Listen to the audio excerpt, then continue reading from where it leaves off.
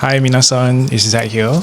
This is my very first video on launch preview, so thank you for clicking in and just listen to what I have looked into. So if you miss out on all the 2025 blockbuster launch in October and now you're seeing land prices are going up until you want to faint, you probably might get a chance to buy a new launch at the old land price with a harmonized layout.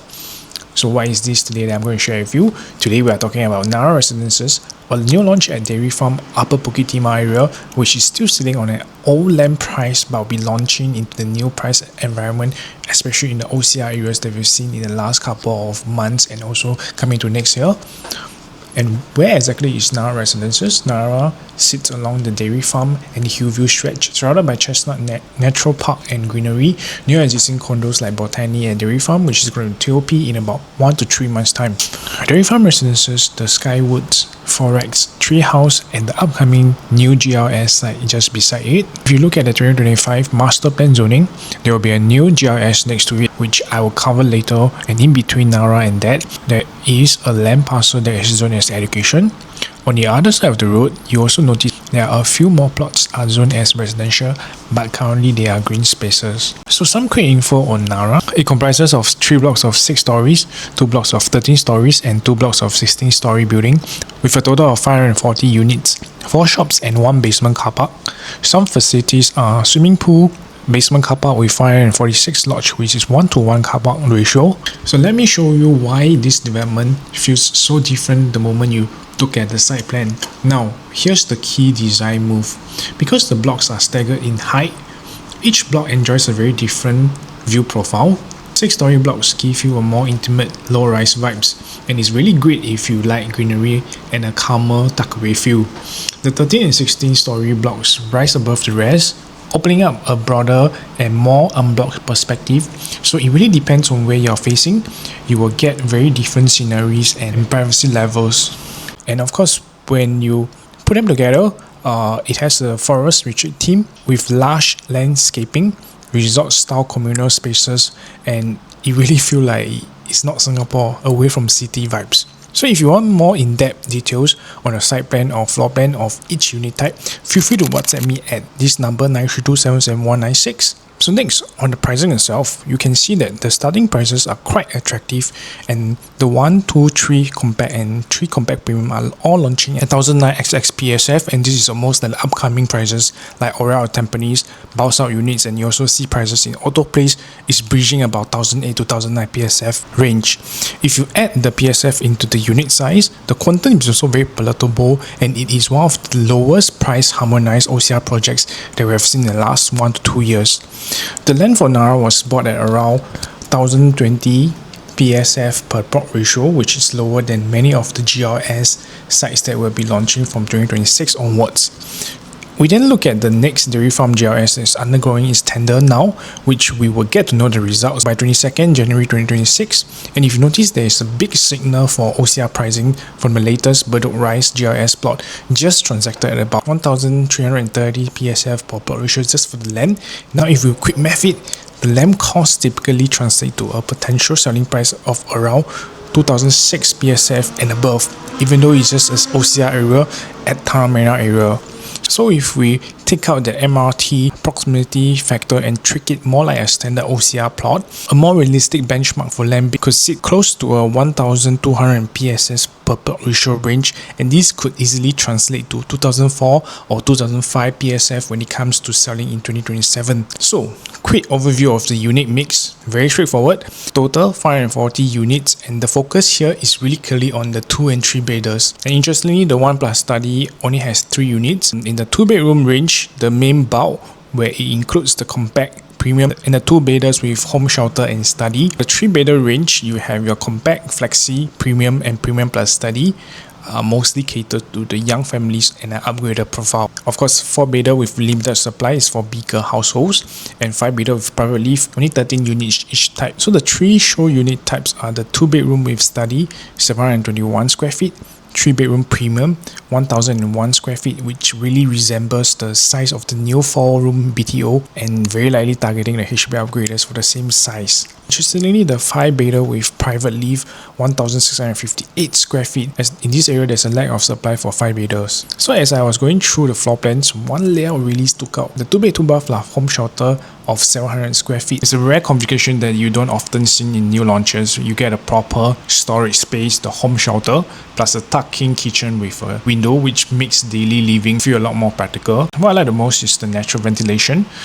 Both the common and master bedroom come with windows. In fact, when I sell a 2-bed 2-bath unit in the resale market, one of the most common objections that I hear is that hey, the bathroom's got no window, not enough ventilation, and he feels very damp. Although it might not matter to everyone, but it rains often enough to affect the buyer's sentiment. And on top of that, the bedroom sizes are very usable.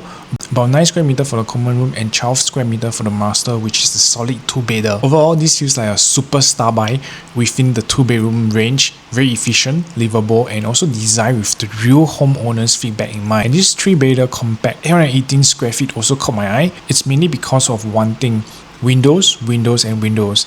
For a compact 3-bedder, it's surprisingly bright and airy, and you have a good natural light across the living and dining area, and even the kitchen has its own window, plus it doesn't feel like a very dark enclosed box when you see in other 2+ study or compact 3 layout in other launches. So just like what I mentioned earlier about ventilation being a common objection in resale, this kind of window heavy, well ventilated compact layout will also catch the eyes of future resale buyers next time. So based on the last few launches, compact 3-bedder is one of the most popular and has the highest demand and usually the most sold out so far in the recent launches that have taken place. So I'll be comparing a few resale benchmarks around the area, and I will be mostly using the smallest 3-bedroom size in the development to make comparison. In Tree House, the smallest size is 1152 square feet, Foresque with 1130 square feet, Eco-Century with 980 square feet, Skywoods with 872 square feet, Dairy Farm Residences of 915 square feet, and Botany Dairy Farm at 883 square feet. So when you look across these plans, you will notice a pattern. A lot of these older resale 3-bedders tend to have more corridor walkway, and some even have very awkward angles or very unusual balcony, and you can see that a few of them have more enclosed kitchens or bathrooms where it can be slightly little dark or feel very stuffy, or there's no airflow when these areas are more tucked into the layout itself. If the new compact 3-bed can live like a bigger resale unit and has a good layout efficiency when it comes on paper, it can be a very compounding buy for both on-stay buyers and investors. So now if you look at what the market is actually paying in the last 2 years for all these layouts, we are comparing all the 3-bedder formats across these projects. In Tree House, the last done average PSF was 1,562 per square feet, and the quantum is about 1.8 million. Foresque is about 1,543 per square feet, more than 1.74 million. Eco-Century is only about 1,007 PSF at around 1.667 million. Skywoods, I cannot really find the transaction for the past 2 years for the smallest 3-bedder 872 square feet, but we are using the next smallest for 947 square feet 3-bedder transaction as the closest proxy. So again, it's close to 1,007 PSF and the quantum is about 1.6 million. For Dairy Farm Residences of 915 square feet, the PSF is about 1,858 and the quantum is also about 1.7 million. As for Dairy Farm, 883 square feet, the PSF is much higher than the rest at 2,286 per square feet, about 2.02 million. And then for the new benchmark that we're tracking for Narra, 818 square feet, I'm going to give a slightly higher PSF at about 2.1k PSF. The implied quantum is about 1.72 million.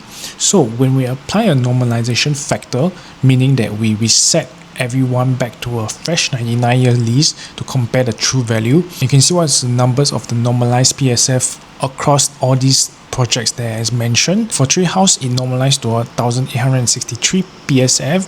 Foresque is about 1,797 PSF. Eco-Century is about 1,959 PSF. The Skywoods is about 1,934 PSF. Dairy Farm Residence is close to 2,000 PSF, and Botany has went up to about 2,358 PSF. As these projects are non-harmonized, we will apply a further harmonization factor of 6% on the original PSF. This is to price in the non-strata and non-livable space like the aircon ledge. So with that, we were able to have a more realistic usable basis. So after harmonization factor of 6%, Tree House is at about 1,975 PSF. Foresque about 1,905 PSF, Eco-Century is about 2,077 PSF, Skywoods is about 2,050 PSF, Dairy Farm Residence is about 2,119 PSF, and Botany is close to about 2,005 PSF. While Narra, the newest plot here, sits at about 2,100 PSF only. So if you make a very simple comparison, Narra is actually priced cheaper than some of the older resale condos even after before harmonization, and that is really the surprising part. When you look at the recent 2 years transactions, some older projects are already trading around the same range or higher on a non-harmonized basis. They still come with the older layouts, more wasted circulation space, and unusual objections like it's darker. From a value standpoint, Narra can be seen as a even better deal than certain older resale despite being a new launch. So besides the 2 and 3 bedder layout, this 4+ study layout is more family practical layout that I've seen. Because it's a dumbbell design, the bedrooms are pushed to the side, giving you a better privacy and less wasted corridor space. You also get a nice upgrade feel with a junior master with its own bath plus a study nook which can allows you to work from home or kids homework corner. And kitchen is also properly zoned with yard plus home shelter, so storage and daily practicality are covered. This is the kind of the layout that works for real family living and not just looks good on paper. And also this 5-bedder with private lift is also quite impressive. It's like a true upgrade to the next tier layout, and the space feels like a landed in the sky. The private lift lobby does not infringe too much privacy, yet it allows a lot of brightness coming in from the balcony areas. Next, the home is also very well zoned. The living and dining is a very big open rectangular, very easy to furnish, and it opens to a wide balcony for entertainment. Kitchen is also properly split into dry and wet kitchen, plus you also get the yard and storage home shelter. So it's really built for real cooking and family use and not just for show. Bedroom planning is also quite smart. You have a proper master suite and a junior master with its own bathroom. It's perfect for multi-gen living, of course, with older kids or even a guest of your parents with that wants privacy. The other bedrooms also lay out quite nicely, so it's very efficient without feeling very cramped. And overall, this is very rare layout that ticks all the boxes for a luxury family. Private lift, proper kitchen setup, very strong zoning for each area, and of course it allows you to have the flexibility of having multi-gen. So at the same time, I also did about full price comparison for the nearby resale projects, and also throw in Hillhaven as a reference for the other side of Hillview with proximity to MRT, and Auto Place as the most recent EC that is selling on the market to illustrate how competitive Narra's pricing is. You see the different projects and their average selling price on the top row, and also below we break it down by 1 to 5 bed. For Narra, I will use a more realistic average PSF at 2,001 PSF instead of the starting price at 1,900 XX to have a better gauge of how it stands against the other counterparts. And we zoom into mainly the 2, 3 and 4 bedders. Across the older OCR ratio benchmarks here, the 2-bed quantums generally sit around 1.08 to 1.57 million depending on the project age and the layout efficiency.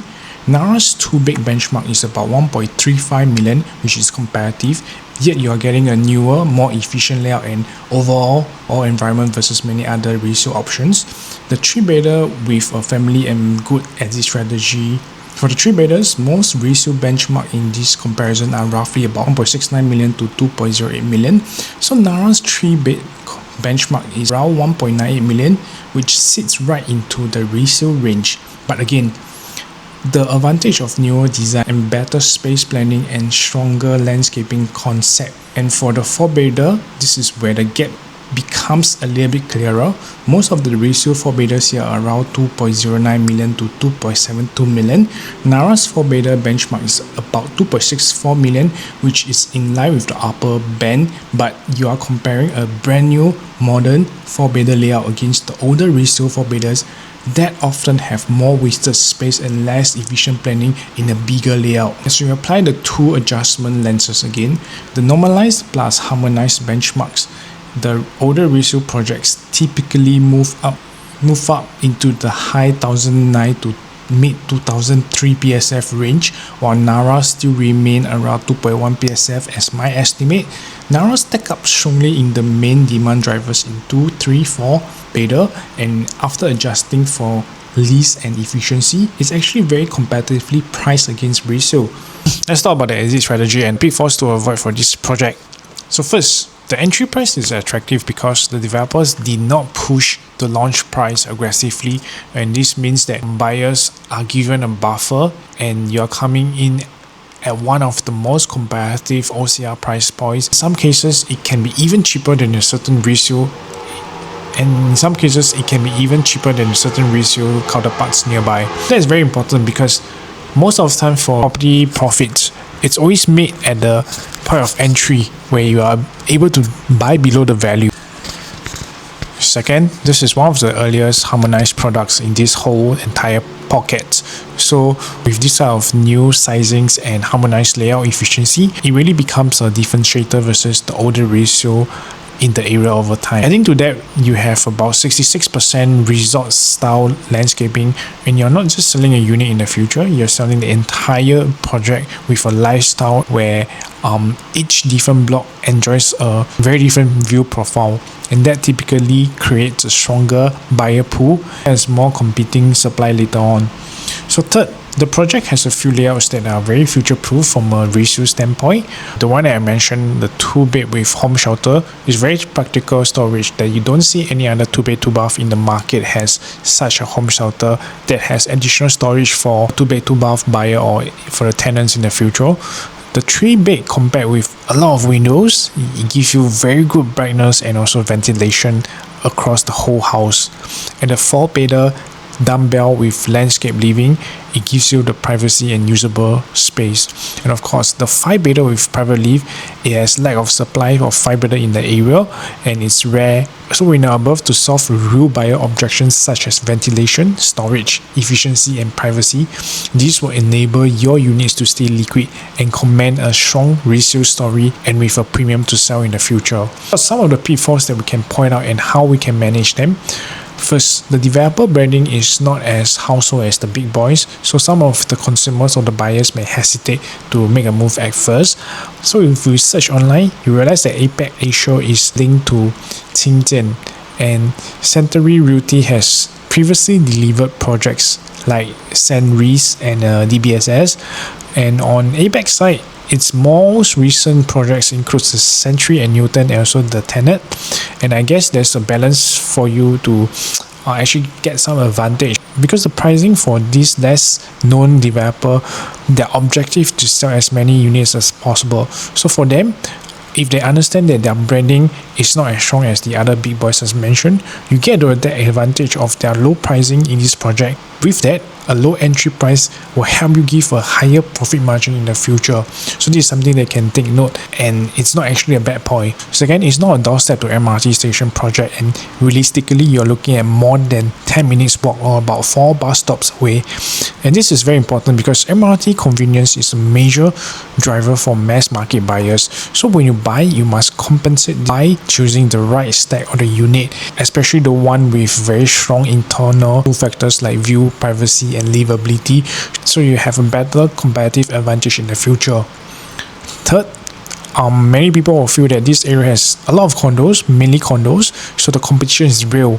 But do you know that this is exactly where Narra's angle comes in as the pioneer harmonized plot with a very clear quantum gap versus the other ratio counterparts in the market? It stands out more than you think.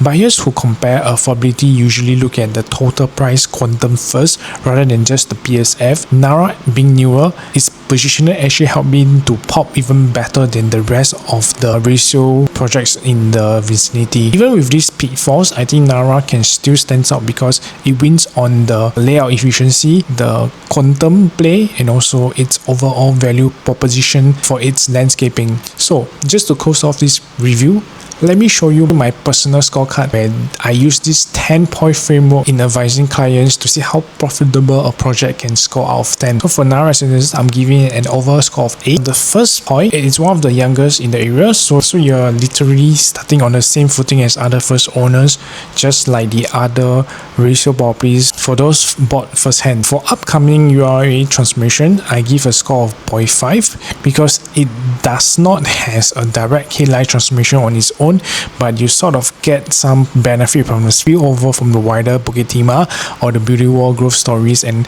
the upcoming plots on the right side of Narra Residences. For the layout and nearby projects, as we have covered throughout the whole video, it's a 1.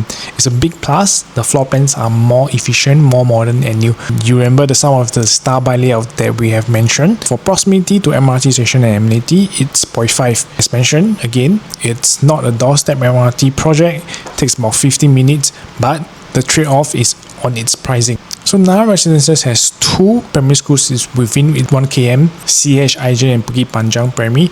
They are not too bad schools, so I give it a 1. Entry price and nearby projects, again, we covered throughout the whole video. The main reason it stands out, and the entry price is so attractive that in some cases, it can be even cheaper than resale, which is very rare for new launches this year and for the next year. In terms of a project size, it is also a 1. At around 540 units, it's a healthy mid-sized development, which is very good for future transaction volume and resale comparables. As for rentability, the rental demand there is more niche. However, you still have a pool of tenants from the German school or for tenants who likes the hill view or the natural vibes. But yet at the same time, you really got to compete with other rental units. But the upside is that you're the newest in the area. Most of the tenants prefer to move in a brand new unit. For exit strategy, again, it's a 1. Your future buyers could likely be an upgrader from the west side who prefer to move to a newer home at the slight central west or at the upper Bukit Timah with a more efficient layout. Perhaps those from Bukit Panjang, Bukit Batok or even Tengah area, and they really prefer to have a very nice natural environment that's away from the buildings, and at the same time they have budget constraints in paying a higher PSF in those areas that's very near to MRT station or amenities. So finally, as covered again, it's a less big brand recognition, but there is a linkage to the track record and the pricing that you are paying. It is not a blind buy, but it's something that you should position carefully in the future. So overall, Narra scores strongly where it matters the most: the entry price, the layout, and the future exit story. As long as you accept the MRT trade-off and then buy the right stack unit, as long as you buy the right stack or the unit type you are confident in. And with that, we are heading into 2026 where OCR buyers need to be sharper than ever because land prices are rising and launches wouldn't get cheaper by default unless the land bid prices start to come down for whatever reason. If you want my short list of the best stacks and star by layout for Narra, do drop me a message and I share with you which unit I think has the best livability and also exit potential. Do subscribe, share, comment and like my video. See you in the next one.